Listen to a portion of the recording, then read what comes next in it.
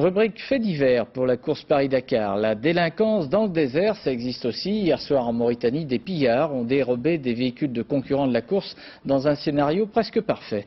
Reportage d'Nathanaël de Rinxin avec Pierre Lepetit. Les recherches menées par Hubert Auriol n'ont pas mis longtemps à aboutir. Les 3 camions dérobés cette nuit ont été retrouvés complètement dépouillés à quelques kilomètres seulement des lieux du braquage. Les pirates n'ont emporté que les objets de valeur. Dans les cabines de pilotage, seuls les appareils électroniques ont été dérobés. L'armée mauritanienne, sans doute vexée par ce spectaculaire hold-up, a repéré les traces des brigands, mais ils sont déjà loin. Ce matin, au bivouac, lorsque les concurrents se sont réveillés, ils ont appris horrifiés ce qui s'était passé. Quand on a un flingue sur la tempe, on réagit pas, on donne l'argent, on donne tout ce qu'ils veulent. Ça, pas le choix.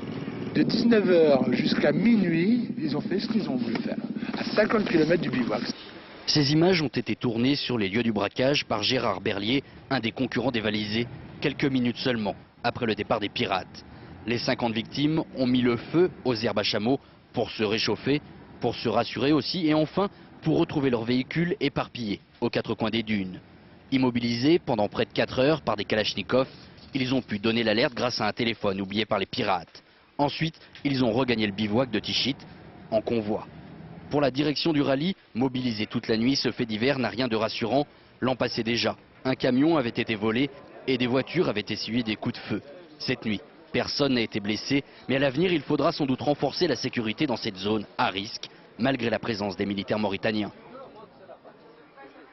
Ils nous ont gentiment donné rendez-vous à l'année prochaine en nous remerciant, parce qu'il est plein d'humour en plus, et peut-être même entre Nouakchott et Dakar.